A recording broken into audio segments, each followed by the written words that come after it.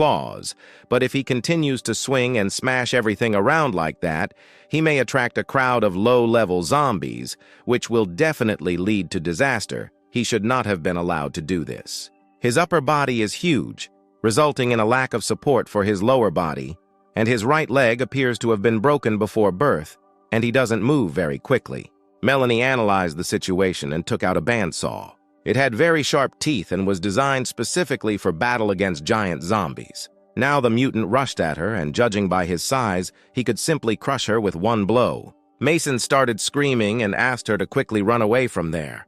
But Melanie was clearly not a timid girl and had no intention of running away. She rushed to attack the huge mutant. With one swing of the bandsaw, she cut off his leg. The mutant was not agile, and without one leg, he simply fell to the ground, and Melanie jumped on top and was able to hug his neck with a bandsaw. One sudden movement, and the zombie's head was already lying on the ground.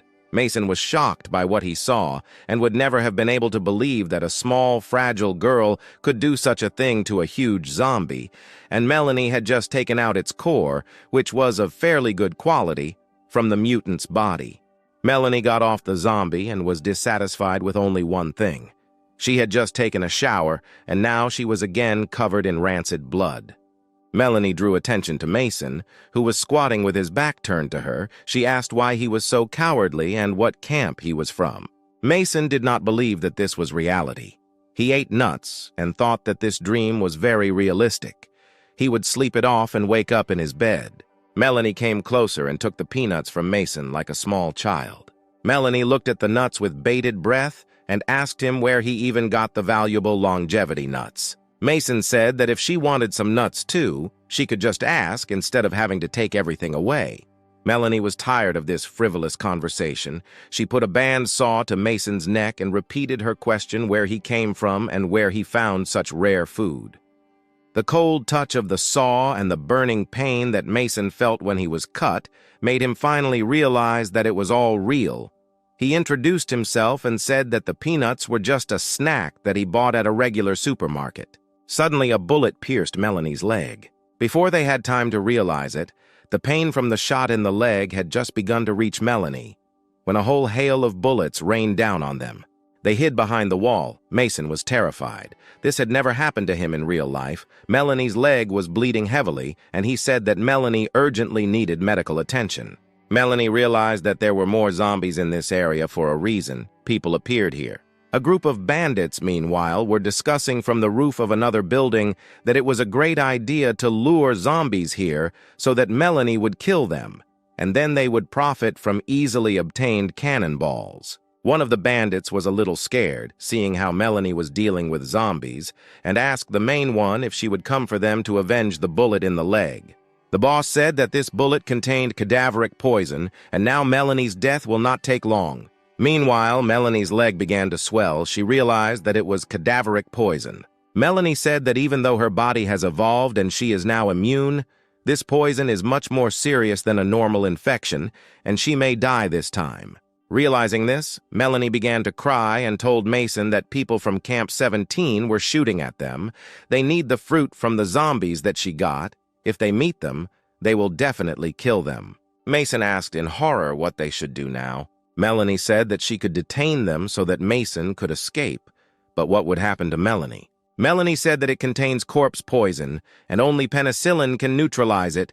If Mason does not leave, then very soon Melanie will turn into a zombie, and then Mason certainly will not be able to leave. She asked Mason to find her sister and tell her to run away, because without her protection, the bandits from Camp 17 would catch her and do something terrible to her, and if she ran away, she would at least have a chance. Mason said that he might be able to find penicillin and save her, but Melanie said that it was almost impossible because it is one of the rarest things in the world. Melanie threw several smoke bombs and said that she would shoot back, and when the smoke rose, that Mason could escape through the door through which she entered. She gave Mason a note and said that her sister was here, and when he finds her, they definitely need to run. Melanie began firing back and ordered Mason to run. Mason rushed to the exit, but he only thought that he couldn't just leave Melanie because she saved his life, and he was obliged to repay her in kind. Mason just thought that he wanted to return to his world, Because penicillin is available in any pharmacy, the system immediately worked, and a voice in his head asked if he really wanted to return to his world. Mason asked the system if he could return back if he were transported to his own world for a while. The program replied that he could return at any time. Then Mason said that he needed to move to the real world right now. Mason woke up on a hospital bed. The voices of passers-by and motorists could be heard from the street. The world was the same, and the foul smell was no longer there. Mason went out into the hospital corridor, where life went on as usual. Mason rushed headlong down the corridor. He ran quickly and shouted only one word, penicillin. Meanwhile, Melanie was sitting on the roof. The poison consumed Melanie with honors. She thought only one thing. She wanted Mason to get to her sister and warn her about the danger. The shots stopped, and the bandits thought that Melanie was no longer able to fight back. Their boss said it was time to reap the fruits of their labor. Mason was stopped by a nurse and told that he should not run through the corridors. He saw the nurse holding a tray of pills. Without thinking for a long time, Mason grabbed all the pills under his t-shirt, after which he immediately started running. Without reacting in any way to the nurse's cries, he started running again. He told the program that he urgently needed to be transferred to another world. Melanie, in a lifeless state, continued to sit motionless on the roof. Suddenly, a finger touched her face. Fortunately, it was Mason. He asked if she was still alive, to which Melanie simply turned to face him. But Melanie didn't like it. She hoped that he was already warning her sister, and he returned to her when she almost became a zombie. Melanie was furious and asked why he returned. Mason, preventing her negative reaction, immediately took out a bottle of penicillin. He said he had come to save her and took with him a bottle of penicillin. Melanie couldn't believe her eyes where he was able to get it from. Mason asked her to ask fewer questions. She didn't have to worry. It was real penicillin. It's too early to die. They will get out of here together in their right mind and strong memory. After these words, Mason handed her the tablet. Melanie swallowed the pill, although she did not trust Mason, but she had no choice. A few minutes passed, and Mason asked her how she was feeling. Melanie examined her leg. It returned to normal, and there were no longer any signs of infection. Melanie couldn't believe that they managed to suppress the poison in such a short time. What kind of penicillin it was. Melanie had just put her shoe on when the door to the roof opened. These were the same bandits. Their boss ordered to find the little creature and take the core of the monster, and if you were lucky, you could have some fun if it was still warm. Melanie came around the corner with a bandsaw and asked if they wanted to have fun with her. She said that she was just about to start looking for them, and they came to her. How is this possible? How could she survive? The bandits clearly decided to quickly run away from there. Mason was waiting for Melanie in the apartment. Terrible sounds of violence were heard from above. He thought that she clearly did not need help. On the table, he found a notebook lying neatly in the corner. Mason began to leaf through it. It was a personal diary, but who would write such a thing? The 21st of July, 2080. It's sunny outside. A plump young woman from the house opposite went out into the street again to hang her clothes. From time to time, she appears on the street. It's nothing, but it's nice. And what a figure she has. July 22nd, partly cloudy. Today, a new manager was transferred to the company, who was seated next to me. She must be training a lot because her butt is just space. Maybe I don't like the woman from the house opposite so much. The new girl's ass just makes you drool. There are rumors of a virus outbreak in a nearby city, but I hope it doesn't reach them. Something happens to the girl. Her body becomes covered with spots. She becomes not herself. The guy sits under the table in horror and watches the transformation of his manager. So they began to appear in the real world unexpectedly, gradually without warning. The company was immediately closed for quarantine. They even confined me to 4 walls and allowed me to go out. The 24th of July, the virus struck most of the city. Residents were left with a minimal amount of provisions. Calls to the people responsible for my imprisonment remained unanswered. If this continues, I could simply die of hunger. On the 25th of July, despite the ban, I broke the door lock while going out and decided to find food on my own. However, I was overcome with horror when I came out. The city was destroyed and seemed abandoned. When I arrived at the supermarket, there were real fights for food. People went crazy with vandalism and looting, grabbing everything they could. After I managed to take some food and medicine, I saw the infected biting people. On the 22nd of August, 2 days ago, the television signal suddenly disappeared, and the host on the last recording said that no one would come to help, and we could only help ourselves. I even thought it was a little funny. On the 17th of August, all the food ran out. However, I am afraid that if I leave the room, I might be eaten by hordes of infected. For the last few days, I have been filling my stomach with water and really missing the manager's juicy ass. Suddenly, I heard the screams of a woman from a neighboring house, whom I periodically watched from the window. Her own husband attacked her and stabbed her to death. I just couldn't believe it. My own husband killed my neighbor. He sat over her corpse. What was he doing there? He seemed to sense my gaze and began to turn around. Drops of blood dripped from his mouth. I quickly bent down and hid so that he would not have time to notice me and come after me. On the 19th of August, after 4 days without food, I was simply dying, and when I was already completely desperate, someone knocked on my door. This man was looking for penicillin. He exchanged a huge pile of food for my penicillin. It really worked better than the most powerful antibiotics. Although it was difficult to believe that antibiotics did not work, but some simple penicillin was the strongest medicine. When I was on the balcony on August 21st, I discovered a man below who was eating dead zombies. How can he even do that? He took out a clot from their head, which he ate, without immediately leaving the zombie. Was it really edible? On August 30th, I discovered that all my penicillin had been stolen. This was my only hope for salvation. On the 1st of September, I decided to leave this cage-like house. Even if the world around is full of infected people, I am not going to die of hunger in my room. So I came face to face with zombies for the first time. I took out a kitchen knife, and there were only 2 options. Either the zombie would eat me or I would eat it. This was the last entry in the diary. It seems the author of this diary never survived his first encounter with a zombie. In any case, the diary gave Mason an understanding of what is happening in this world. People infected with the virus turn into zombies that eat people, and judging by the current situation with food shortages, most people are already infected. And the most important thing here is him. Penicillin is more valuable than gold in this world. And the most important thing is that Mason could buy it in his world without any problems, and this meant only one thing. Suddenly, Mason again felt a gun at his head. It was the boss of the bandits. He now understood how Melanie was able to survive. After all, they have a jar of penicillin. A moment later, Mason was already on his knees, and the boss was looking at the jar of penicillin. It was full. He couldn't believe his eyes. Because if he gave it to his leaders, he would be promoted as much as 3 steps ahead. But Mason was not so lucky. Because he could go to hell, he immediately realized that he was on the verge of death and said that he had more. Suddenly, Melanie entered the apartment. The boss took Mason hostage and warned Melanie that if she took one more step, Mason would be gone. Melanie said that if he shoots, then her reaction will not be long in coming. She demanded that Mason be released, and then she would leave him alive, especially if she listened to the sounds outside. The noise of the gunfire and the smell of fresh human blood attracted a large group of zombies, and if they do not go their separate ways right now, they will all die together at the hands of the rotting dead. The boss of the bandits was called Logan, and he knew very well that the meeting with a group of zombies could be the last. But at the same time, he did not want to let go of such a golden guy like Mason.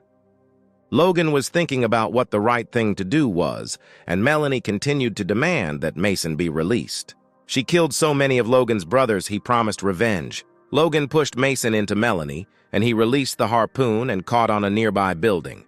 He began to climb on a chain to a nearby building using automatic traction, and promised that the next time they met, she would cut Melanie into pieces and feed her to the zombies. Mason, meanwhile, was already calm and pressed his face to Melanie's chest. Melanie asked Mason if he could unhook himself or if he needed a little help. The city was enveloped in dark night. Hordes of zombies continued to wander aimlessly on the streets. Melanie looked out the window and said that they were at a sufficient distance from these walkers.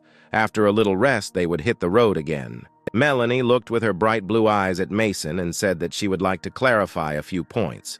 Firstly, who he is and where he gets such rare things as peanuts and penicillin, which ordinary people have not had for a long time. Mason did not answer right away.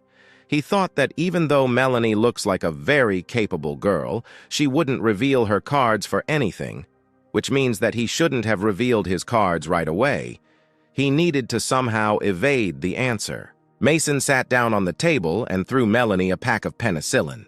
Melanie had not seen him for so long that it seemed as if she was holding in her hands not penicillin, but a large piece of gold. Mason said that she could take the whole jar for herself, even if it was payment for saving him, and if Melanie promised to follow him and protect him, she could get more. Melanie asked Mason how serious his intentions were. He said that if Melanie agreed, he would give her not only penicillin, but also many other valuable things in this world. Melanie couldn't believe that he had something more important than penicillin. Mason began to tell a very tasty story. Steamed lamb, bear paw, roast duck and chicken, steak, burger.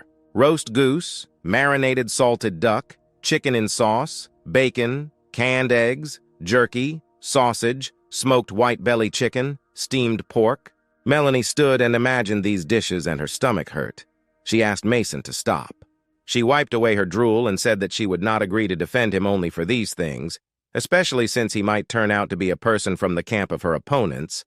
But Mason hastened to reassure her, because he did not belong to more than one camp. He said that Melanie might consider him a spoiled, handsome man who would turn her life into paradise. Mason thought to himself that he was just an unlucky hard worker of the 21st century. Melanie thought that he definitely looked like a spoiled man, but she survived thanks to the penicillin he gave her. Although she hated to admit it, he was clearly her savior. After thinking a little, Melanie said that she was in business. From now on, she would always follow him and protect him. But if she found even a hint that his words were a lie, then she would cut him into small pieces and cook cutlets.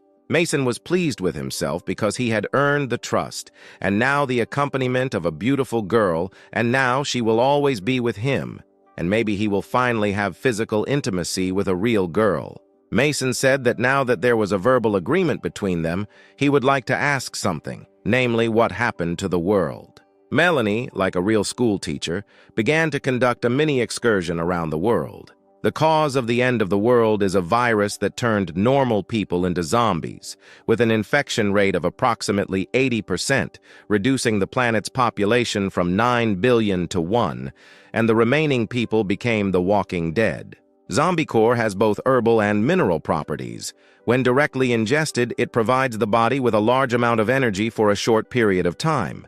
However, if you prepare an evolution potion, it is possible to evolve with different effects on the body.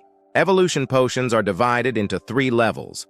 The first level provides the opportunity to evolve by 20%, the second level by 30%, and the third by 35%, and you can use them separately or together to increase the chances of evolving. Due to the rapid adaptation of the virus, good, powerful antibiotics quickly became ineffective. Namely, penicillin could constantly and quickly destroy the infection.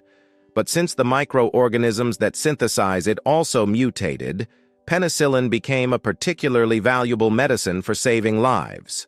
As soon as the virus began to affect humanity and people realized that it could not be defeated, people began to unite in groups. At the moment, there are 3 organizations operating in the city. This is Camp 17, Earth Construction, and Ascending Together. The group they met earlier was from Camp 17. They are real bandits. They openly burn, kill, and rob everyone in their path, have thirst of all kinds, including women. Their boss kills for pleasure, and even feeds on human flesh. Mason thought a little about all Melanie's words, and in general, the situation in the city was clear to him. Melanie looked at the street and said that a lot of zombies had accumulated around, and since Mason couldn't do anything at all, they should look for a place to stay for the night and move out only at dawn. Mason sat on the bed, and Melanie next to him on the sofa. She told him to go to bed, because he was of little use, so she would be on guard. He looked closely at her face. It was hard to imagine that she was as combative as he had seen her some time ago. Mason lay down on the bed and said that he needed to move back to the 21st century. The system has started the transfer. Mason opened his eyes slightly. He felt a little heavy, as if someone was sitting on him. When he opened his eyes completely, he saw a busty girl in front of him, who in a gentle, sweet voice asked him if he was awake. Mason quickly got out of bed and pushed the girl away from him. The girl was his mistress. He asked why she came to him. The owner said he had been hit by a car, but the doctor said it would be okay. It was a good thing she had made an emergency contact, otherwise the hospital wouldn't have been able to find anyone to pay his hospital expenses. Mason asked when she managed to do all this, but the hostess did not listen to him and asked what he would like to eat. Mason felt embarrassed that they were showing so much care to him. The hostess laughed playfully. She even felt embarrassed that Mason was so embarrassed. She got out of bed and said that she would go buy him everything he needed. Mason really needed some things that he could take to the parallel world, and he agreed. While no one was there, he needed to figure out the system. He realized that if he accessed the system, a kind of menu would appear on his hand. There were only 3 icons: memory, carry, and charge. He immediately had a logical question: how to charge it and how much charge was left.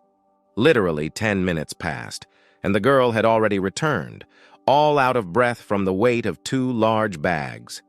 Mason quickly got out of bed and wanted to help, but the girl said that he shouldn't overexert himself. He just needed to rest. The girl's name was Emma. She was very rich and constantly showed attention to Mason. He understood this perfectly well, but due to the fact that he had no money at all, he believed that he was not worthy of her and did not reciprocate her feelings. But suddenly a brilliant idea came to his mind. If he has such a unique system, then with the help of trade between worlds, he can get rich here and there. Suddenly, the door to the room suddenly opened. It was Emma's uncle, and she angrily asked what he was doing here. Her uncle said he came to pick her up and take her to Liam's for dinner. Emma got angry and said that she would not go to dinner with him because she had her own plans. Her uncle did not listen to her and simply pushed her out of the room because it was a direct order from her father. Her uncle closed the door of the room in front of her and told her to wait downstairs. He had a serious conversation with Mason. He silently walked up to Mason's bed and looked straight at him. Mason asked what problems he had.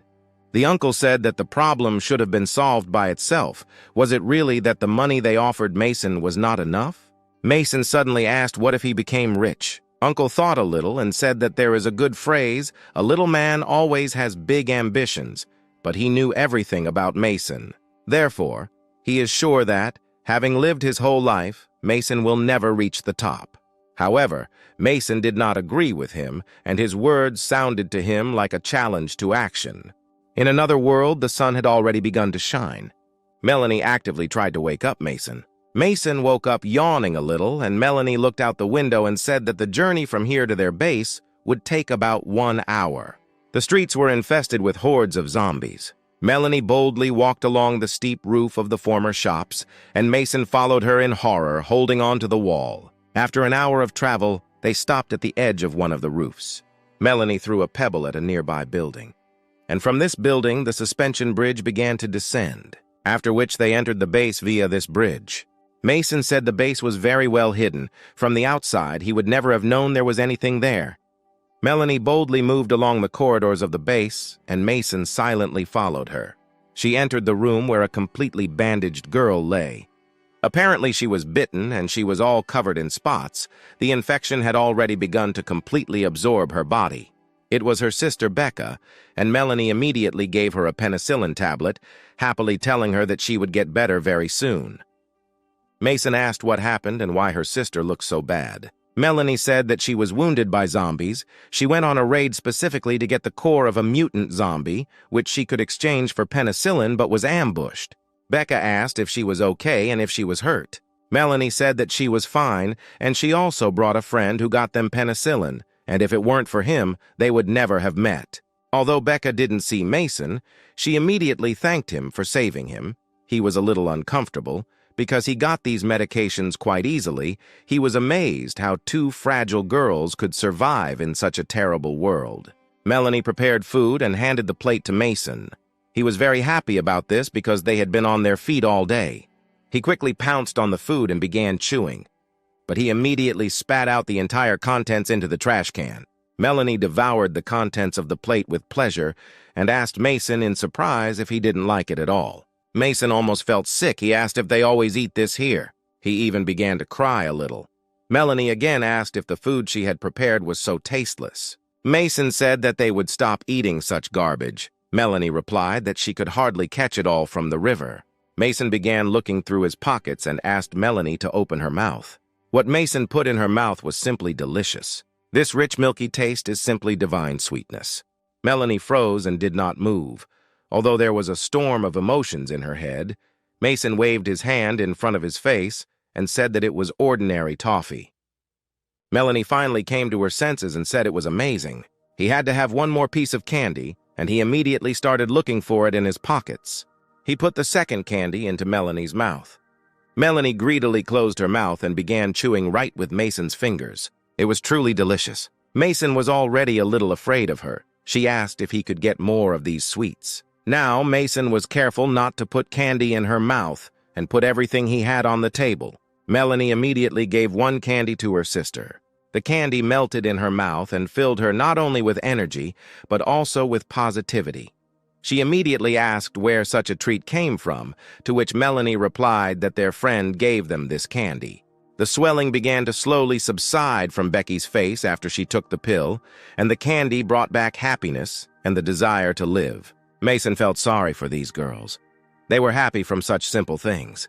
He couldn't stand it and dumped all the food he had on the table. Melanie couldn't believe her eyes. These were the delicacies that she had read about so often in books. "Is this really all for the two of them?"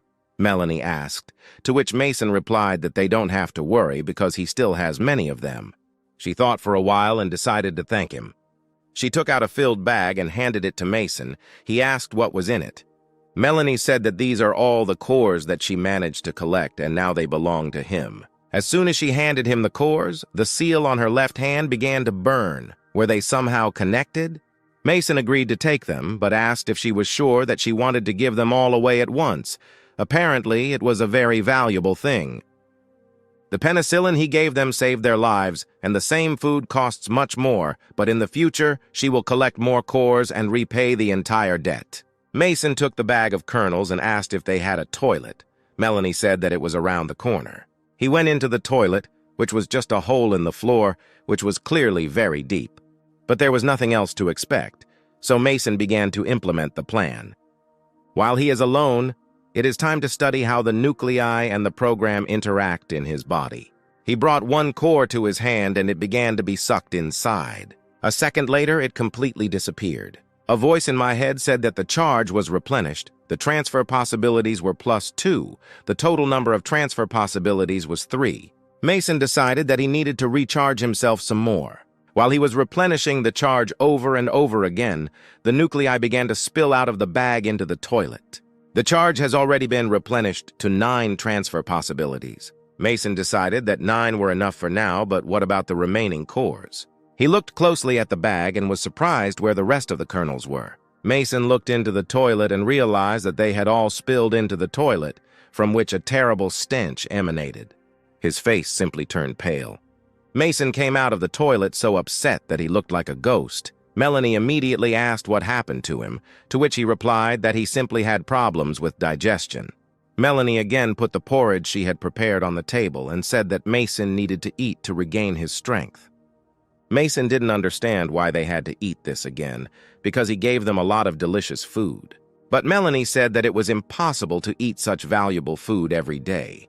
Especially since she tried very hard and caught the ingredients from the river, it was impossible for the good to go to waste. Mason stopped Melanie and said that there was nothing to save. If necessary, he would bring more. She devoured her porridge and said that he had given them all the food he had. She didn't know that he had supplies in the system storage, and if she could get more food right now, it would be very strange. But his supplies clearly wouldn't last the 3 of them for several days, so she had to go back and grab more. Mason came up with a story. He said that he is a trader, and supplies are constantly brought to him for trading, so there will always be enough food. But why didn't he immediately say about it? Mason said that he didn't trust Melanie right away, but tomorrow he would go get the goods and bring more food. A new day has come. Mason said he would go get the goods, but Melanie stopped him. She put the revolver in his hand. But why is this revolver so small? Melanie replied that it doesn't matter at all. The main thing is that it is suitable for secret killings. Mason thanked her and said that he would be back very soon. Immediately after the door slammed, Becca stood up from the bed. Melanie was pleasantly surprised. She said that the pills that the guy brought worked very well. Becca took off her bandages and asked Melanie to follow him to see where he was going. His behavior and appearance are not like those of the locals, and he also knows very little about our world. The words that he is a merchant are most likely just a lie, to distract attention, although he is extremely generous to them. It is too early to trust him. Mason walked for a long time through the buildings of the city. He went into a room, looked around. It seemed like no one was following him and he could get down to business. It's time to move into the real world. He woke up again in the hospital and decided that it was time to be discharged. Otherwise, he did not have any money at all for such a long stay in the hospital. This month he couldn't find a job again. His savings were already running out. They were about to run out before it seemed to him that he could get rich. But in fact, he's just a poor man. But now he needed to take valuable food for that world. Food and medicine are very valuable in that world, but he has no buyers at all. If he goes to that camp of thugs, they will simply take everything away and finish him off. Mason placed a whole bunch of groceries on the checkout counter and asked him to check it out. Although Melanie was quite strong, the most she could do was help him avoid becoming food for zombies. But she said that there were peaceful camps, and perhaps it was worth starting to trade with them. The total came out to $1,000. Mason came to his home with full packages. There was still enough space in the system storage. He needed to grab another change of clothes. Half a core was needed for one move. He needed to try to save them. He remembered that toilet with regret. In fact, he should not have saved so much if all the kernels had not been poured into it. Melanie peered into the distance and tried to figure out where Mason had gone, but he just seemed to disappear. Was she really so bad at surveillance? She stood on the roof of the building and believed that here she had an excellent place to observe. Here she could understand where he was going. Mason moved back, more prepared. He decided to put some of his things in his backpack so that they wouldn't suspect anything. Last time there were much fewer zombies here, it was better to get around them anyway. But the further Mason walked, the more zombies accompanied him. He was already at the edge of the roof, but there was a whole horde of zombies there. It was clearly impossible to get through here. There were only a few wires hanging in front of him, along which he could go to the next building. He thought it was better not to risk it and return. However, some zombies had already climbed onto the roof and were following his juicy, tender body. He urgently needed to come up with something because the happy zombies were running after him. One of the zombies pushed him off the roof. He began to fall quickly and food scattered around the area. However, at the last moment, Mason quickly managed to grab the wires and the zombies simply fell down. Mason began to ask to be transported to the real world. But the program said that the passive climbing ability is currently used. There is room for improvement. Mason held on with his last strength. The program said that he had 7 skill points. The cost of improvement was 1 skill point, and re-upgrade cost 2 points. Mason didn't listen to the program at all and shouted twice to improve it. Passive climbing ability improved by 2 levels, 3 skill points spent. It was cool. Now Mason could hold on to the wire with one hand, some kind of miracles. He could also walk on a wire just like on the ground. Maybe now he is the real Spider-Man.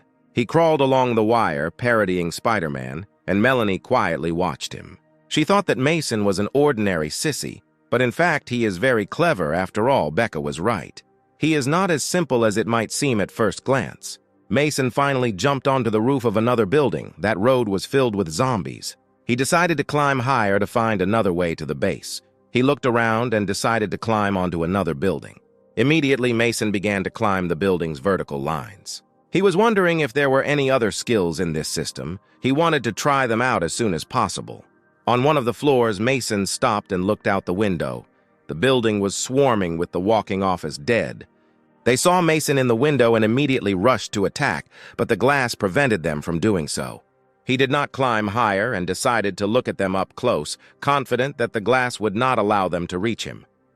However, the office zombie crowd didn't think so. Under the weight of their bodies, the glass cracked, and that's when Mason realized that not everything was as wonderful as he thought. The glass broke and he fell. He was able to grab the edge of the floor and began to fight off the zombies with his second hand. With one wave of his hand, he cut off the zombie's head. His arms became so strong that he could easily take off a zombie's head with one blow. Second zombie, and immediately a second blow. The head came off, just like the first zombie. However, Mason realized that even if he were Edward with scissor hands, he simply could not cope with such a crowd of zombies. It's time to get out of there quickly. It was a rather dangerous game, because if they pierced even a piece of skin, you could say goodbye to life.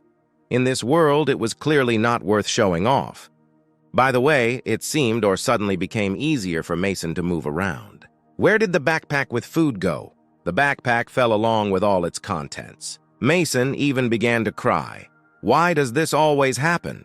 He didn't bring anything at all during this trip. All the precious things were lost, but he spent all his hard-earned fortune on them. He was going to save this money for his funeral and couldn't just say goodbye to it. He simply had to return it at any cost. He crawled up to the window again and lured the zombies with his fresh, tender, fleshy hand. Zombies, like animals, began to jump out of the window in the hope of feasting on his hand. The office zombies finally decided to fly a little. It looks like all the zombies were already in flight. Mason's hand even got a little numb from such a large number. But it looks like the zombies are over. Mason climbed into the building and took his backpack.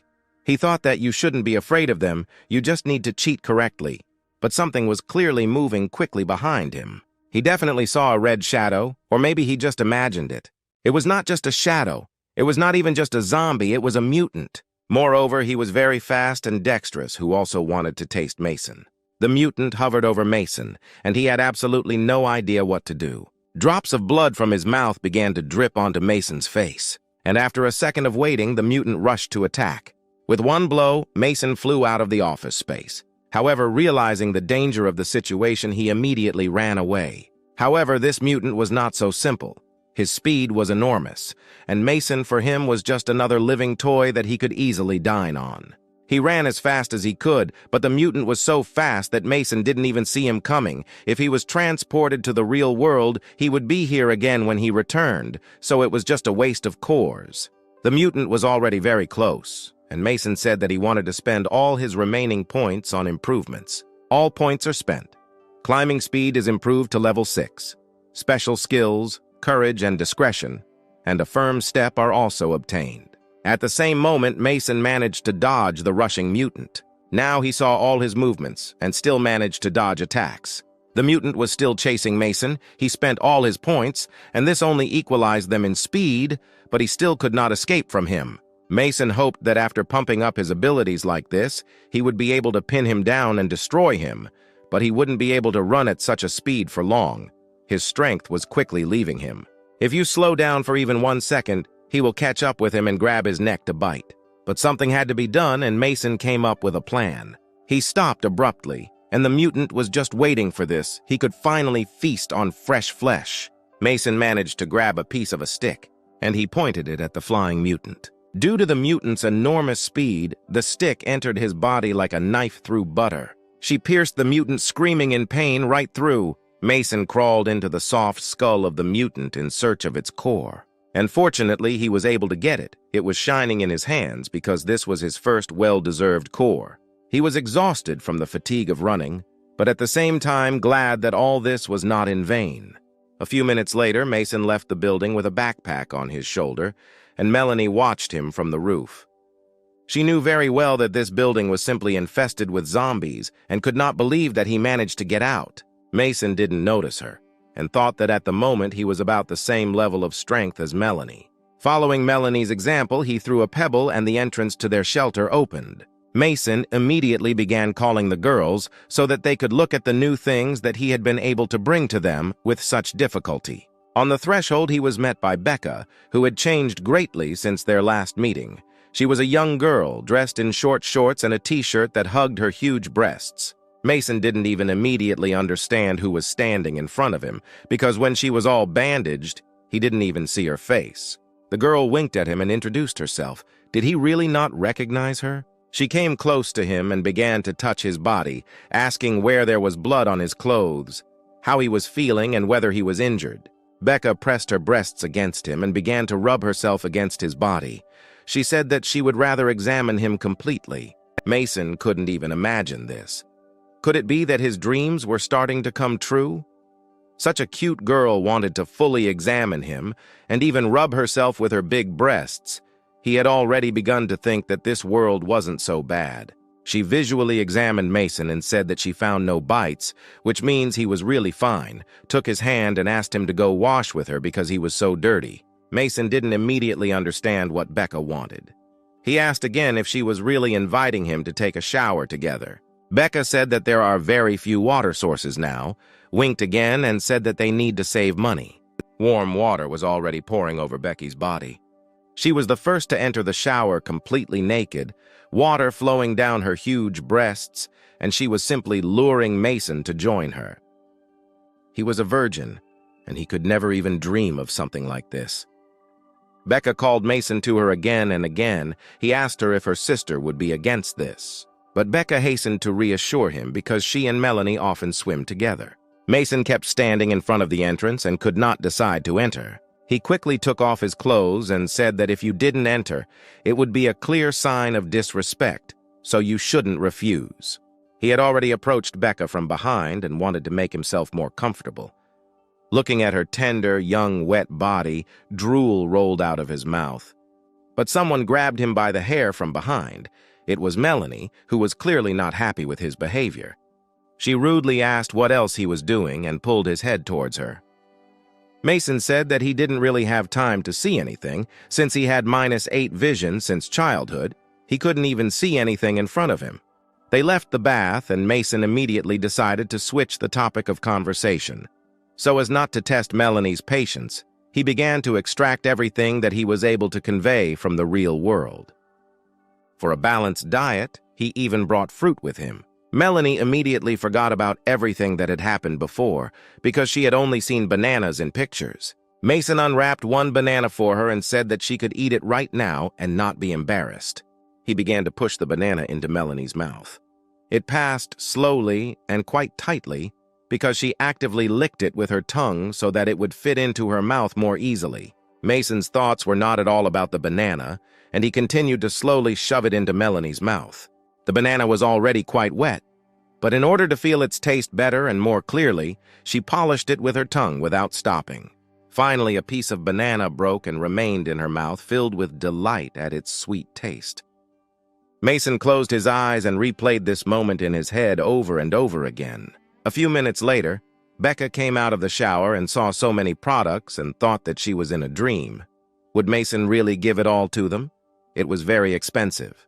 But Mason said that he perfectly understands the value of these things in this world, but he promised to be generous to them if they would protect him. Melanie finally swallowed a piece of banana and thought that now she definitely had to keep her promise. Mason said that with his savings, he would be able to stock up just once and also figure out a way to get the kernels. Melanie asked why he needed money, because now it's just priceless paper. It's even inconvenient to wipe with it, to which Mason replied that his trade is based on the exchange of rare metals, gold, silver, or something like that. Melanie looked around and walked away somewhere. She went to the table and took something out from under it. On the table where Mason was sitting, she placed several yellow bars that were very similar to gold. They sparkled like real gold bars. Mason extended his hands to them and began to touch them. Are these really real gold bars? Melanie said she didn't even remember what it was called. These ingots were square, so she decided to put them under the legs of the table so that it would not wobble. If it suits Mason, then she has 5 or 6 more of the same under the table. Mason even sweated a little when he saw so much gold in front of him, and Melanie opened a pack of chips and ate them with great pleasure, saying that they don't use it, and he can take everything. It was already completely dark outside. Mason lay there and couldn't get enough of the fact that he was now truly rich. While he was sleeping, someone entered his room. Mason did not hear this at all, and his dreams were only about how he could now spend his new wealth. However, he did not even suspect that all his dreams, like reality, could end in an instant. Becca was already standing in front of him with a knife raised up. She was already lowering the knife in order to stop Mason's dreams forever. However, Melanie stopped her hand. They quietly asked Becca what she was doing. What had come over her? Becca said that if they killed Mason right now, then all his precious things would belong to them. Melanie said that they could not do this because he saved them. If not for the penicillin, which he gave them for nothing, then both of them would already be company with the dead who wander aimlessly through the streets. Becca reminded Melanie how not so long ago, another guy was able to gain her trust. and then betrayed them by telling the bandits about their location. Then everyone from their camp died. Does she really want a repeat? If Melanie had not stopped Mason, he would have lost his lustful eyes and his soul. Melanie insisted, because Mason had no reason to spend such value on them as penicillin. Even if they sold everything they had, they wouldn't even earn 5 penicillin tablets, and Mason gave them a whole pack. He's definitely not a traitor. Suddenly, their conversation was interrupted by Mason himself and asked what they were whispering about. Without thinking for a long time, Becca jumped into his bed and said that she wanted to sleep with him. Mason didn't even suspect her intentions and said that he didn't even need to ask about that because he would happily take her to his bed. Melanie wanted to protect him from death and said that she also wanted to sleep with him. Mason couldn't even believe that he was so lucky and said that there was enough space for both girls. Mason's happiness knew no bounds. Who would have thought that 2 pretty young girls would sleep with him because he simply brought them some food from the supermarket? Becca lay down, pressed tightly against him, and Melanie lay there like a tin soldier, not at all sharing Becca's opinion. As soon as Mason fell asleep, Becca took out a sickle from under the blanket. She wanted to end Mason unceremoniously with one blow, but Melanie kicked the sickle out of her hands. Melanie's foot not only knocked the sickle out of Becky's hands, but also hit Mason right in the stomach. He woke up again and asked why Melanie sat on top of him. Melanie said she only wanted to sleep with him. In this case, she will be able to ensure his safety if suddenly someone wants to attack him. Mason agreed with her, because safety comes first. And yet the night passed for Mason without injuries. Becca sat down next to Mason and asked him how much he had evolved. Mason replied that he was just an ordinary handsome guy and had not evolved at all. Then Becca asked how he managed to climb the skyscraper. Mason immediately asked how she knew this. She said that she had a pretty keen sense of smell, and when he arrived, she smelled everything. She began to pretend to be a shy little girl and said that only the strongest evolved people could get out of that building alive, and how Mason did it. For now, he couldn't talk about the program. He could only lie. He said that yesterday he got a little lost, and only thanks to the revolver that Melanie gave him, he was able to survive. This meant that Mason was a good shooter. Melanie suggested that he try shooting at the range. Mason began to shoot clumsily but missed the target more than once. Melanie asked if he was aiming accurately at the target. How could he shoot so poorly? He even held the weapon incorrectly. Melanie came up to him from behind, took his hand, and offered to teach him how to shoot correctly. First, I needed to relax my shoulder. There was no need to keep the body in such a tense state. You need to stand calmly, and now you can only aim. And only now the shot. It hits, but not exactly on target. Mason, like a child, was happy that he was able to hit the target. The program started working and reported that an improvement was available, proficiency with ranged weapons. Now it became clear to Mason that there were other skills in the system, but points were needed to improve them. But he had none left at all. There was only 1 core from a red mutant. But these points were better spent on moving. Mason, without thinking for a long time, asked Melanie if there was a place where he could buy mutant cores. Melanie said that there is a place where you can exchange valuables for cores. It is 2 kilometers from here. Mason was glad to hear what he heard and asked her to take him there. A few hours of travel around the city, and they were already there. Melanie knocked on the chain-linked area, and they immediately entered. One-eyed Alex was sitting there reading a newspaper. He was a local merchant who had almost everything your heart desired, but it didn't cost a small price. As soon as they appeared in Alex's field of vision, he immediately pointed the gun at them. He did not immediately recognize Melanie and saw an unfamiliar Mason. She asked him if the old warrior was really afraid of zombies. Alex said that he was not afraid of zombies, he was more afraid of living people. Mason got straight to the point. He asked if Alex could sell him the cores. Alex immediately asked what he would get for these cores. Mason put 3 cans of preserves on the table. Alex couldn't believe his eyes. These were canned goods from the beginning of the 21st century. There weren't many of them left. Alex was just about to take them when Mason intercepted the canned food from him and said that first, let him show the kernels. The one-eyed man took a drag on his cigarette and said that he couldn't be fooled. At first glance, he was a fool, but in reality, he was smart. Mason said that at the very beginning of the conversation, Alex correctly noted that you need to be afraid not of zombies, but of people, so you should always be on your guard. Alex told them to wait. Now he will bring everything they need. He was gone for several minutes, and he put a bag of kernels on the table. He said that these were all the kernels he had, 11 in total. Alex said that for a can of expired meat, he would give 2 kernels. But Mason had the highest quality meat, so for one can he would give 4 kernels for a total of 12. But he had 11 pieces, so he offered to make a deal now, and he would take the rest, we'll give it back later. Mason said that he didn't need to return anything, and he would also give Alex a 4th jar on top. But he will have one request. Mason took out the ingot and asked Alex what kind of metal it was. The old man examined the ingot and said that his eyesight was not the best, but it looked like gold. Great. Mason took the ingot back and said that the old man's eyesight was fine. An additional can of stew is a commission, because Alex probably knows a lot of people, and asked to warn everyone so that they look for gold for him, and in return, he will give them stew. Alex said that such a trading plan sounded quite profitable, but he could not understand why he needed gold, because it had long ceased to be profitable.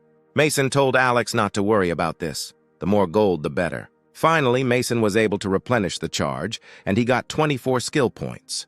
He immediately improved his ranged weapon ability by 4 levels, and he had only 9 skill points left, and gained a new ability, Fatal Bullet. Mason decided to test his newly acquired skill. Now he confidently shot at the target. Each of his shots was right on target. This is the real level of a skilled shooter. Mason asked the program what this new Fatal Bullet ability was. The program replied that this skill could only be used for free once a day. Mason agreed and asked how he could use this skill. The program said that first you need to utter a cry, a fatal bullet, and then shoot. Mason asked, what kind of stupid rules are these? Why using this skill he must scream? He is not a superhero. The program said that people like to use the name of a technique before performing it. This method has been used for centuries according to human habits. Mason looked around so that no one was watching him. Like a real karateka, he began performing the technique, first standing in a stance. Now the gun is up, loudly shouted the words fatal bullet, after which he immediately fired a shot. Both sisters watched Mason's pirouettes, and they didn't quite understand what kind of training he had. Mason looked into the distance. The bullet hit a nearby building. He looked for several minutes at the place where the bullet hit, but nothing happened. And what the difference was then was unclear. When Mason walked inside the shelter, he thought that he should study his skills better. He immediately noticed how the girls were tidying up and clearing the room for him. He immediately noticed that Melanie was carrying 4 huge boxes herself and said that he was ready to help because they were incredibly heavy. Melanie said that she did not need help, because for those who had evolved, such weight was not a problem at all. Mason immediately asked if all the evolved ones were so incredibly strong. Almost everyone, Melanie answered.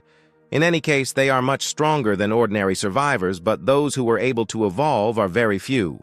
Mason was fired up by this idea and asked what was needed for this, how to become evolved. Melanie thought for a moment and said that there are 3 ways to do this. The first way is to survive the infection that entered the blood after a bite. But there were many such cases during the outbreak of the virus, but now you won't see anything like this. The second way was that you can swallow the core, and if you are not torn apart, then with a 10% chance, you will become evolved. The third method requires evolution potions. She heard that large organizations have such potions. Here it is. Mason was happy because he could exchange a lot of food for such potions. Melanie said that she could take him to try his luck at the unification of the buildings of the mainland. They are not like those in the 17th camp. They need benefits, so they might be able to exchange such potions. Mason completely agreed with her and said that they were moving out tomorrow. A new sunny day has arrived. They were already leaving, and Mason asked why Becca wasn't going with them. And lately it had begun to seem to him that she was looking at him strangely. But Melanie reassured him, saying that she was looking at him like that because poor vision. They walked down the street and Mason noticed that there were more and more zombies near the base. Melanie said she would have to find time to clear the area of them. Meanwhile, Becca was shooting at a target. She was angry that Melanie did not allow her to kill Mason. At some point, the neighboring building began to collapse. She looked at this spectacle with surprise, but it was not clear why it fell apart like a house of cards on its own. They moved further and further along the city streets. There were a huge number of zombies there. It was necessary to act quietly so as not to attract the attention of mutants and the rest of the horde. At some point, they came to the garage. Mason had not been here before. Melanie opened the garage, in which there was a good armored car. She said that she had organized another supply point in this garage just in case. Then they would go by car. In about 2 hours, they would arrive at the camp of the Great Land Builders Association. They were driving fast along the highway, and some zombies were trying to keep up with them. Mason warned Melanie that several zombies were chasing them, but Melanie didn't care. She was sure that they would get away from them. Melanie asked if Mason was confident in his decision, because even if he used the highest level potion, there was a chance that he would die. Mason said that he is not sure, but the main purpose of their trip is to exchange goods. First, they need to see what they have for exchange. Judging by Melanie's words, this camp was also some kind of trading organization, but there is no guarantee that they would not be killed and all the goods would not be taken away, so first you need to trade small things and then look at their reaction. While Mason was filled with thoughts about trading, a zombie appeared right in front of his face. It was a whole group of red zombies that were quickly catching up with their car. Melanie told him to quickly take out his gun and shoot. With their powerful, sharp hands, the zombies pierced the car like a sieve. Mason shot non-stop but couldn't hit more than one zombie. He didn't understand what the problem was. He was a skilled shooter. Melanie said that these were super-fast red zombies that were able to dodge bullets. Melanie told Mason to get behind the wheel and drive as fast as possible. They quickly changed, and Melanie was already on the roof of the car. The zombie rushed at her, and she at the zombie, but at the same time she had her saw in her hands. After the meeting, the zombie simply fell in half. However, there were many mutants, and this clearly would not be an easy walk. Melanie jumped from the car, cutting another mutant in half. She fell onto the asphalt after traveling several meters on her back. However, the mutants were just waiting for this. It was incredibly difficult to withstand such a number of powerful mutants. Melanie began to realize that her chances of being wounded were 0, and before the final attack, she simply closed her eyes. But as soon as she opened them, she saw Mason in front of her. He stood with a pistol in his hands, and all the red mutants lay around them. It was, of course, very dangerous. "Just one more moment and I wouldn't have made it," Mason said. He immediately saw that Melanie had fallen from the roof of the car and the creatures rushed at her. Mason immediately stopped the car and rushed to help. He had well-developed climbing skills, which gave him the opportunity to develop enormous speed. And if these zombies could easily dodge bullets, what could they do if a gun was in their face? This was the only way to kill several zombies at once. Melanie realized that Mason was strong. He managed to kill several red zombies at once, and his strength was equal to the first level of an evolved one. At this time, Mason, like a child, began to collect cores from mutants, saying that now he would be able to improve his abilities. He looked for the cores but could not find them. Melanie stopped him. She asked him to look around. Thousands of zombies were moving towards them from all sides. But where did so many of them come from? They were probably attracted by the shots. They clearly needed to leave there as quickly as possible. They both quickly ran to the car, firing back at the approaching zombies. Mason fired without stopping, but Melanie asked him to save the bullets. They still wouldn't be enough to kill everyone. However, now they couldn't drive either. The car was simply mired in a huge horde of dead, stinking zombies, ready to die for a piece of fresh human meat. The entire car was surrounded by an incredible number of zombies who wanted only one thing: to get the flesh inside the people inside. Mason asked Melanie how many bullets she had left, to which she replied that not as many as she wanted. The guy took out the magazines from the gun, and after looking, it turned out that he only had 10 bullets left. This crowd cannot be killed with so many bullets. A guy in such conditions can only use a fatal bullet. Previously, the system said that the free fatal bullet could only be used once a day. The guy was alarmed, because he didn't know for sure whether he would be able to get this fatal bullet. As it turned out, when I first bought the fatal bullet, its cost was 1 skill point for each shot, after which I didn't think twice about buying 7 shots. The gun sparkled with purple rays, which meant that the guy had acquired bullets. Mason decided that he would leave the remaining 2 skill points for transfer. If 8 shots did not help in any way, then he would move to his own time. Well, after a split second, he remembered that he was the only one in the car. Next to him was Melanie, and one thing she definitely couldn't get out of this hell. After all, she would simply die here, purely physically. She would not be able to cope with this crowd of zombies alone. At this time, the girl reported that the car was strong. For some time, they would definitely not be able to penetrate. The girl was furious because she said to save bullets, but in the end, the guy spent all the bullets, and the zombies didn't decrease much, but the guy at that moment simply laughed at the girl's words. Melanie said that you should always leave at least one bullet just in case, because it might come in handy.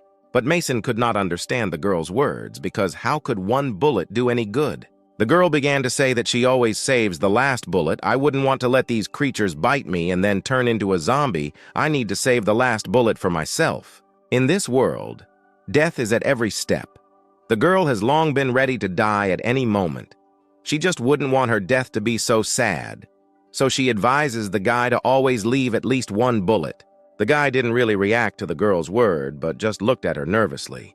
There was no effect. Mason fired 7 fatal bullets, but nothing special happened. The zombies, as they were outside, remained there, and there were more and more of them in addition. At this time, the zombies continued to break into the car, hoping to feast on human flesh. After some time, raindrops began to fall on the zombies' head. The rain has started. At least the guy and girl won't have to worry about dying of thirst. Now they can only pray that there are other people nearby who would distract the zombies, but there certainly won't be any such good souls. It's clear that the zombies didn't care about this rain. The guy noticed that some kind of stench suddenly began.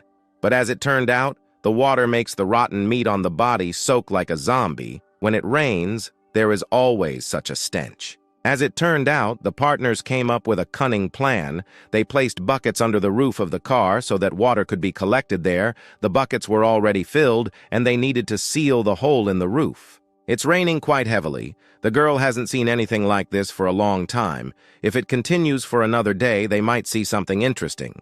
The guy couldn't understand what the girl meant by the word interesting. Zombies themselves are immortal, but water can wash them away.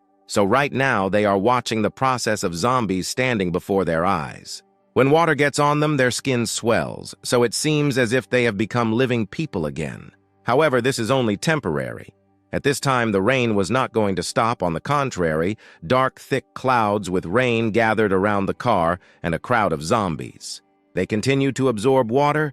The skin continues to swell, to such an extent that at some point it can't stand it and bursts. The zombies still won't die from this, just their appearance will become a little more interesting. The guy asked the girl to recover because from her story, and in addition to this smell, he would definitely feel sick, and then they would both feel uncomfortable sitting in the car. But in any case, it was better to sit in the car like this than outside with a crowd of zombies. The girl turned to the guy so that he looked out the window. The girl noticed that all the zombies on the outside began to look more like people. This is true. Almost all the zombies had all the outlines and signs of a person. After one zombie, who was a girl, bowed to the mirror, the girl noticed that she looked the same as her. The girl would still be alive if the world were normal. In Melanie's words, one could feel resentment and sadness for what happened to this world, and directly to this girl. The girl's reasoning was interrupted by Mason, who asked her to finish it if the world were normal.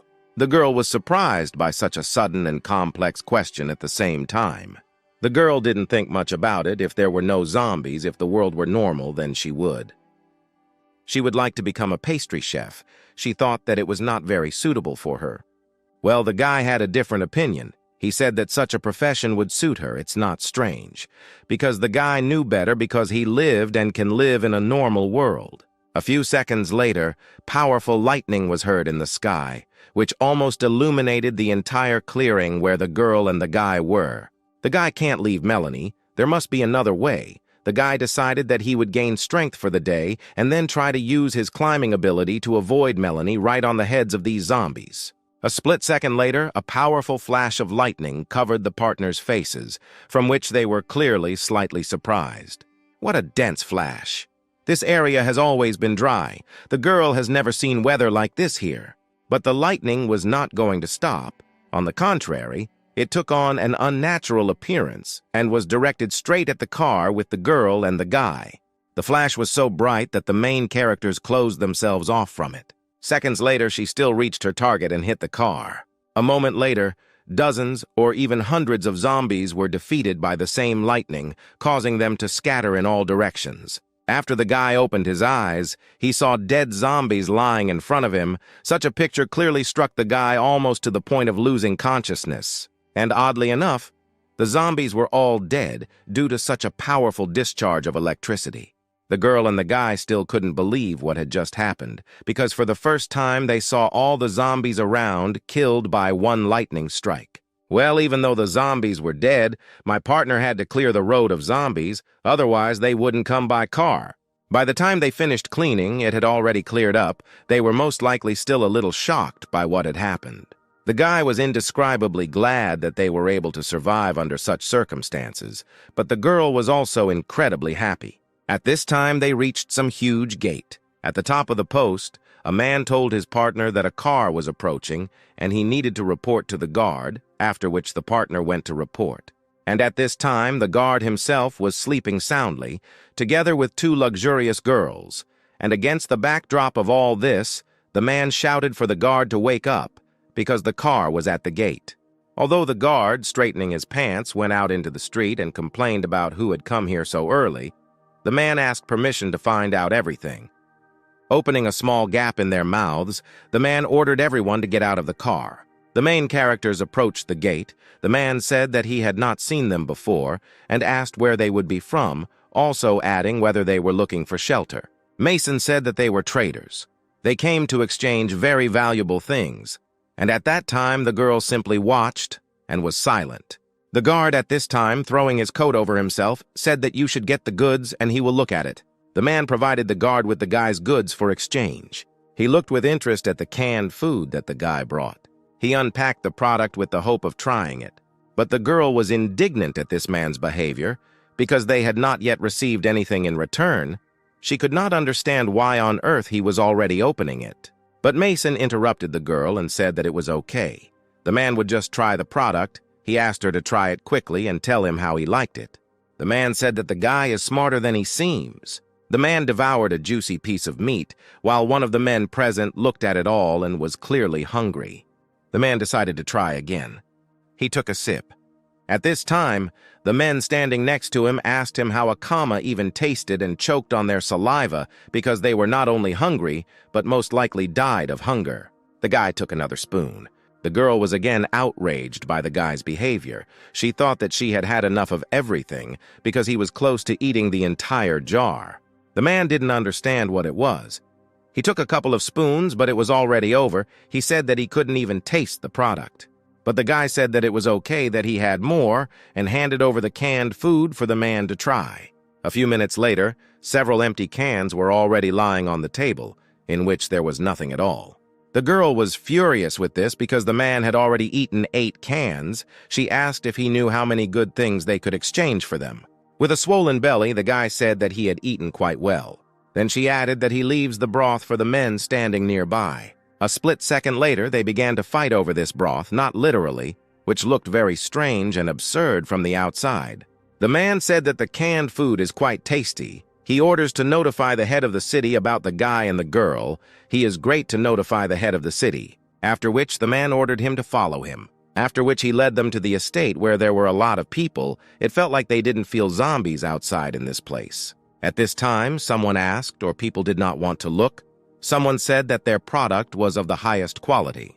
Mason asked if there were people living in these houses, to which he was told that they were all refugees whom the head of the city welcomed. If not for him, sooner or later they would all have become victims of zombies. In front of the heroes, a man fell straight to the floor. As it turned out, he fell for a reason. He was beaten by some guy who accused him of stealing medicine and promised that he would get it from him now. As it turned out, this someone was a girl with red hair who asked to spare her and said that she would not steal anything else. Mason immediately ran up to the guy who was beating the girl and asked him to take it easy. He could discuss everything calmly. He couldn't understand why he should use his hands. Well, the man was furious, and I'll ask the guy if he even knows what she did. He said that the girl was stealing medicine from the warehouse. For all of them, medicine is more expensive than food. Unauthorized use of medicine is punishable by death. All you have to do is order it from the head of the city, and they will not leave a living place on the girl. The man said that the girl dared to steal so much, but it's good that he managed to catch her. He asked her where she hid the medicine and ordered her to give it back quickly. The man told the guy that people from the outside world should not worry about this. The thief will be given an appropriate sentence, after which he added that they should follow him further. After which the man dragged the girl with him into the hall here. The man was wondering what punishment the girls would receive in court. The man said that the head of the city was busy today, so he would not be able to receive them. There was a guest room on the second floor. The man handed over the key and said that tomorrow the head would receive them too. The next day, an elderly woman walked around the estate and asked whether people had not seen her granddaughter. After the grandmother asked the man again whether he definitely hadn't seen her, he aggressively told her to get out and also added that he was late for mining work. After which the grandmother approached some stranger and began to report that her granddaughter had red hair, a small braid, and also added that she had been missing since yesterday evening. Mason noticed that the girl who was not seen yesterday was probably her granddaughter, but the man said that the guy should not worry about telling her everything. But Mason decided to wait for me and went up to my grandmother, after which he told her that her granddaughter stole the medicine. So now she is in the building here and advised me to ask around there. From the expression on the man's face, it was clear that he was slightly dissatisfied with this.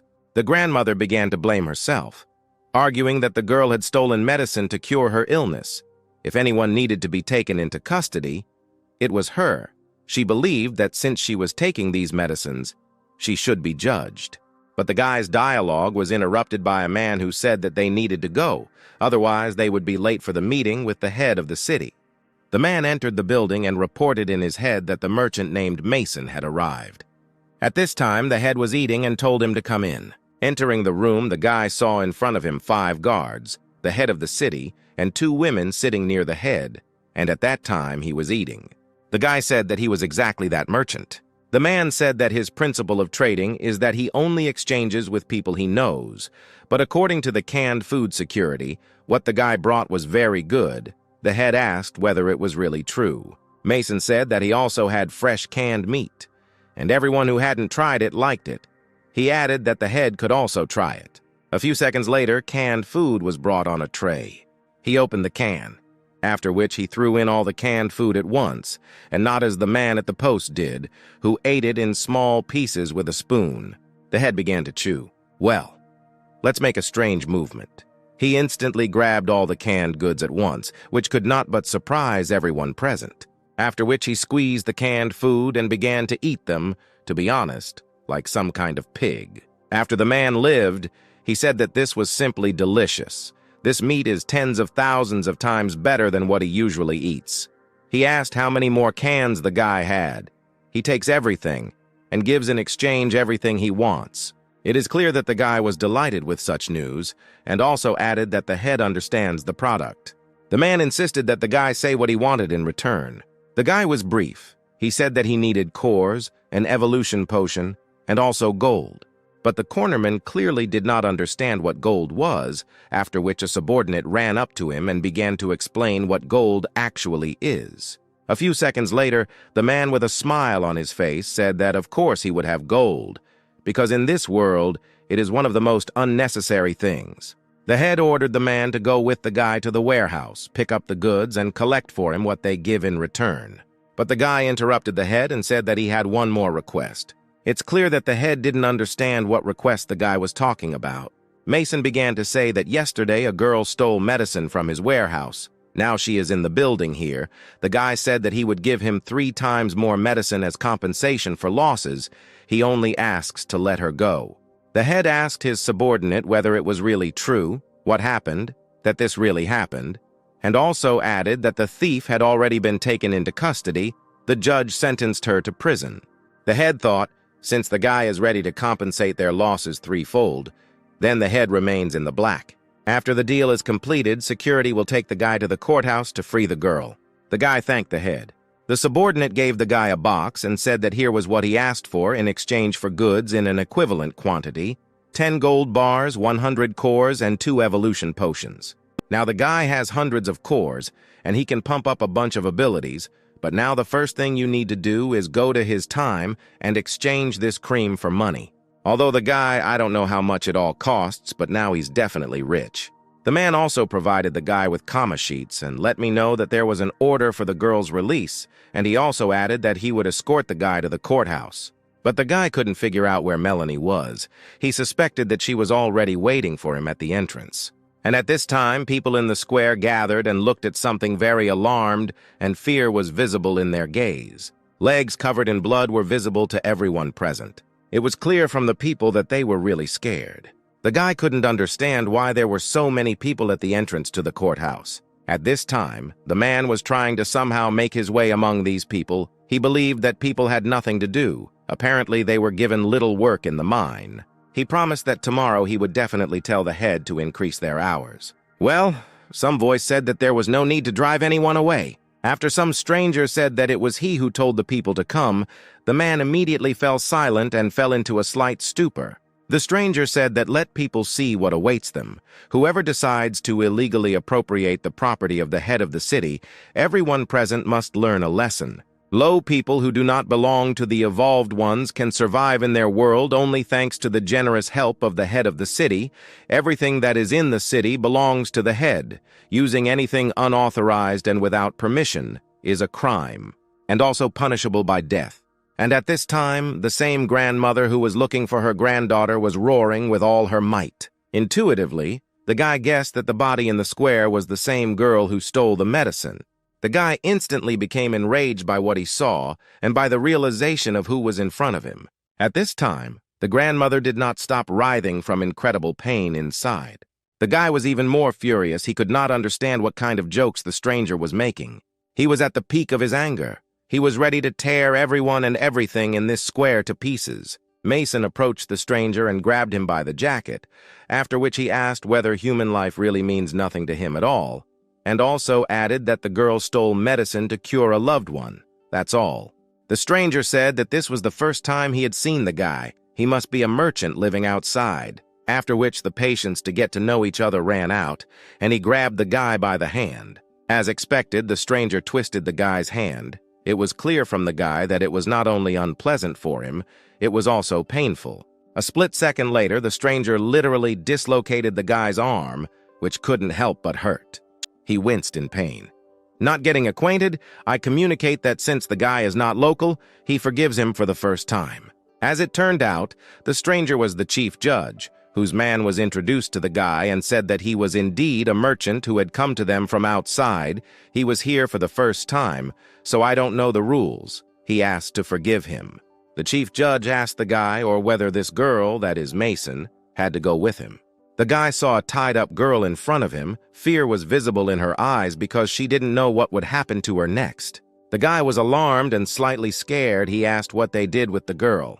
The chief judge began to explain that this girl snuck into the prison, but he managed to capture her in time before she did something stupid in his opinion.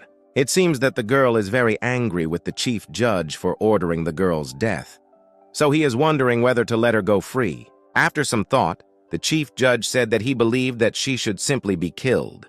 But the man asked the chief judge to have mercy because the guy and the girl brought the head quite a worthy treat. If he kills these merchants, he will no longer be able to enjoy such delicacies.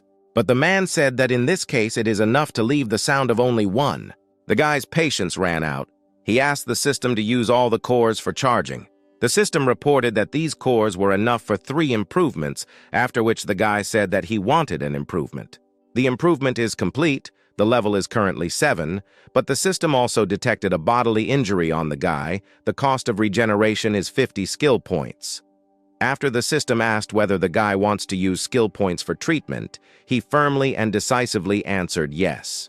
He only had 44 skill points left. The guy believed that the judge would definitely kill Melanie. Did he just manage to catch her? He had more than enough strength. The fatal bullet might have helped to finish him off, but then all these people would come under attack, which the guy obviously didn't want. Now the best solution is to use super speed, snatch the girl from them, and run away from this city. The guy has risen 3 levels. His body also feels new strength.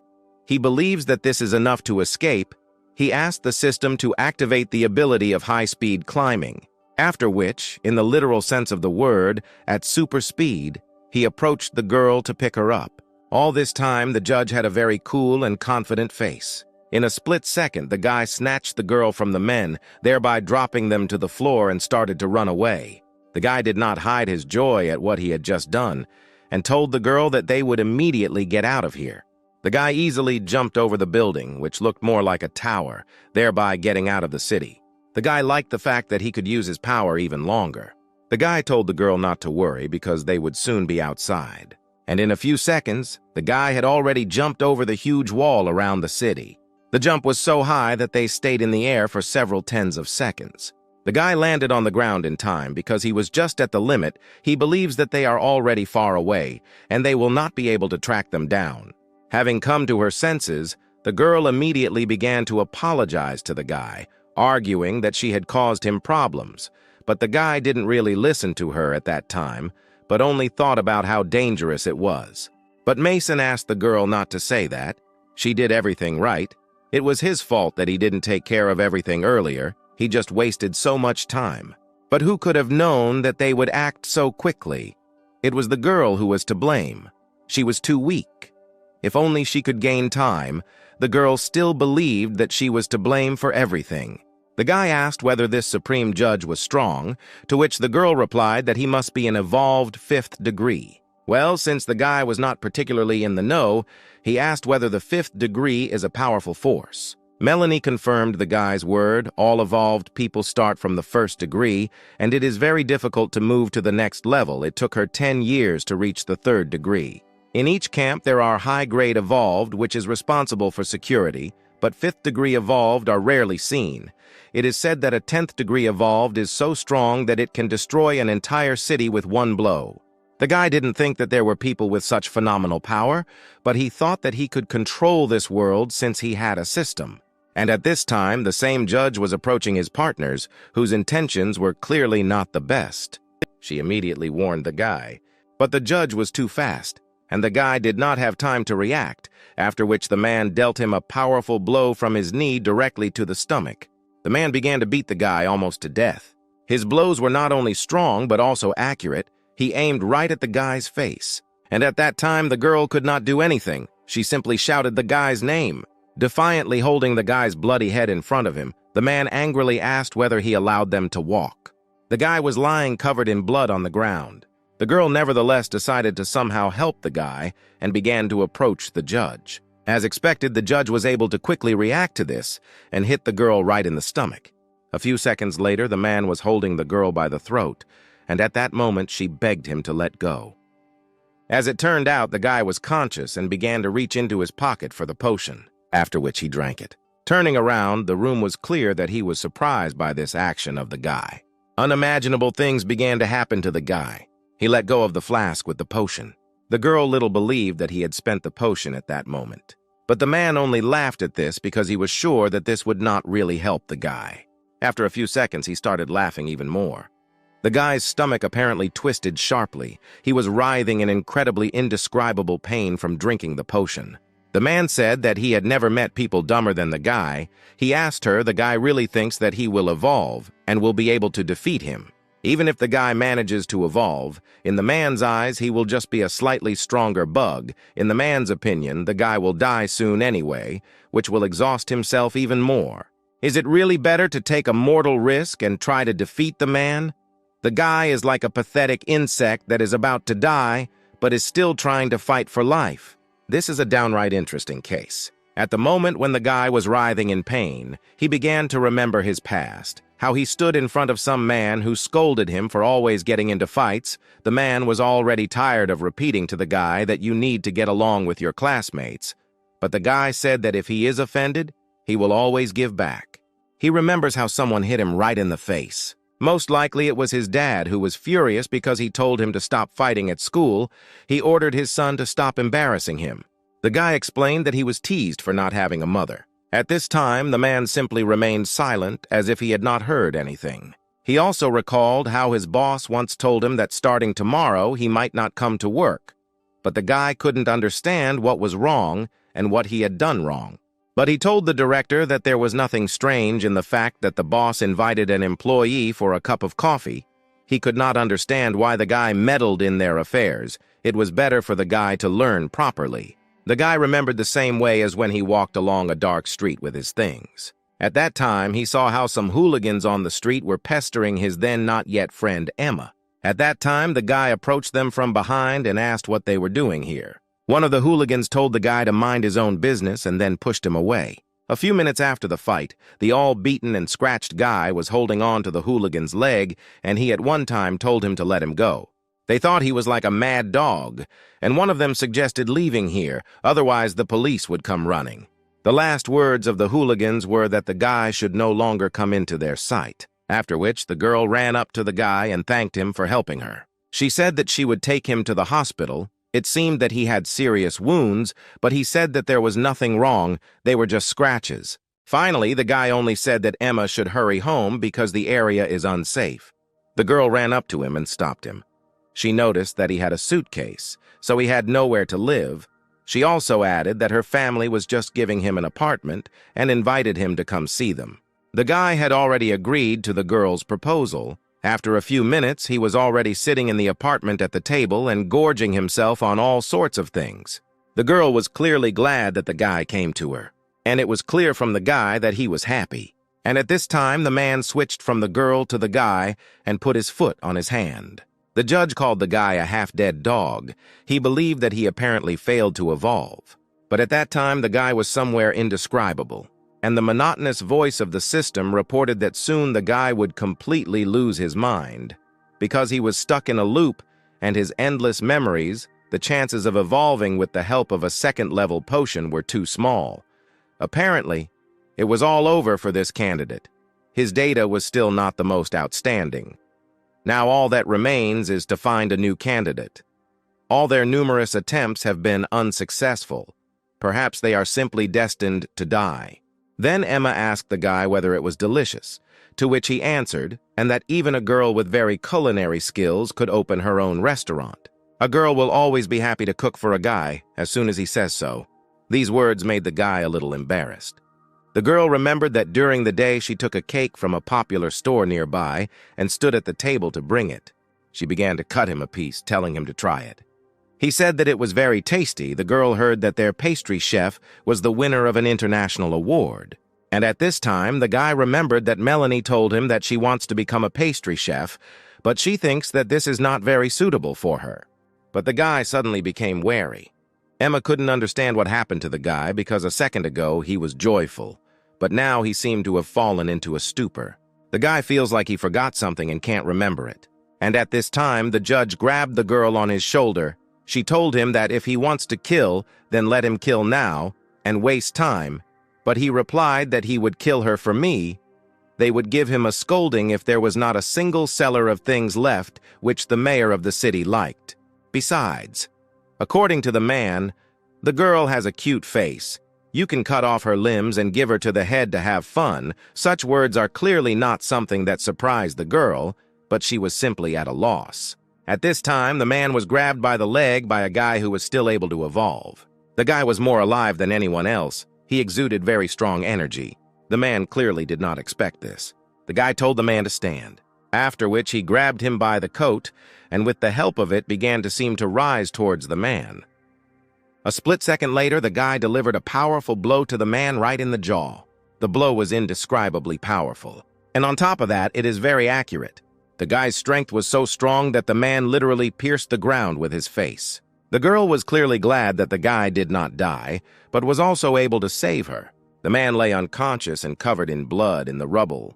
And at that time, the guy with bloody fists was kneeling over the man, and Melanie was calling the guy. The guy still managed to evolve. As I said earlier, he wiped the blood from his face with his hand. With a joyful expression on her face, the girl said that she already thought that the guy was dead. But he just laughed at this and added that it was not so easy to kill him. But I'm glad it didn't last long. The lying man literally stuck his hand into the guy, thereby piercing him right through. Girl, you guy yourself clearly didn't expect this. From her look, it was clear that she was very scared because of the guy, and she was not only alarmed, but scared. After the man was able to get up, he moved the guy in front of him while continuing to hold his hand in his chest. Mocking the guy, he congratulated him on his successful evolution, and the man, in principle, as always, had a cool and confident look. "Let the guys succeed. He is only at the first stage of evolution," he asked. "Or the guy really thinks that this is enough to defeat him?" The guy clenched his teeth in anger. One could understand that the guy was preparing for something indescribably powerful. What exactly happened was that after a few seconds, the guy began to glow with a yellow light. The man could not understand what had just happened to the guy. It was clear from his gaze that for the first time he was truly scared. The shining guy literally began to levitate in the air. The man was still perplexed by what he saw. The man could not believe it because it was impossible. This is the energy of the golden core. It is impossible. Only those who have evolved at the 10th stage can do this. The man realized that things wouldn't go that way, and he definitely wouldn't be able to defeat the guy if he really had evolved to the 10th stage, and he was going to rush out of here as fast as he could, which he did just in a split second. He really ran as fast as he could because he didn't want to be killed at the hands of a guy whom he had recently considered the simplest of people. The guy had just evolved. The man couldn't understand how he managed to use the energy of the golden core, but this one, without a doubt, looks just like that time.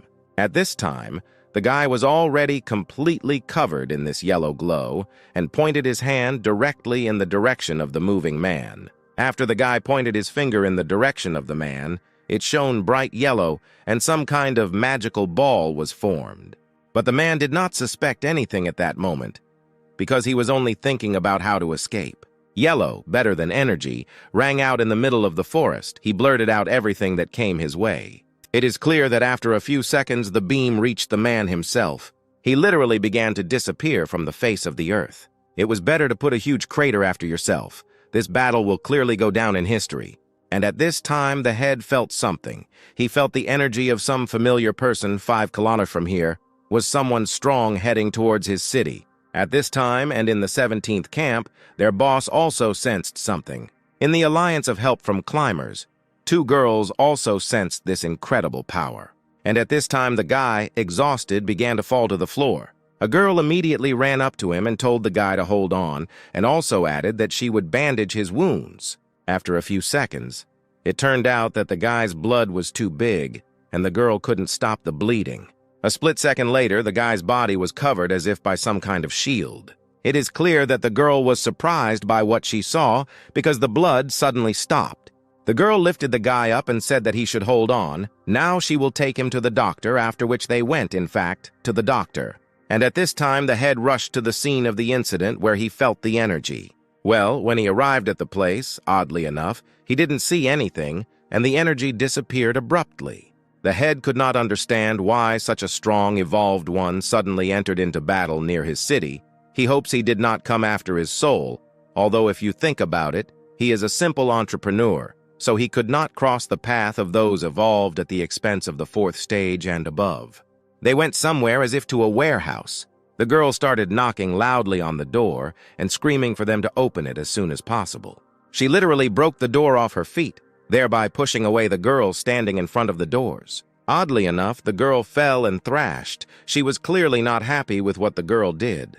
The girl said that Melanie would not pay for the new door herself. But the girl didn't have time to chat, and she told the girl to help her cure the guy as quickly as possible. It was clear from Melanie that she was very worried. How strange. Melanie asked the girl what was wrong with the guy and answered something that his vital signs were very strange. She couldn't say that everything was bad, but she couldn't tell you the opposite either. In any case, first you need to bandage his wounds well. X-rays showed that in the places where his organs were stored, some kind of gold film was covering him. One could say that this metal saved his life. It was a miracle that the girl had never seen such a method of treating wounds. The girl asked if everything was okay with the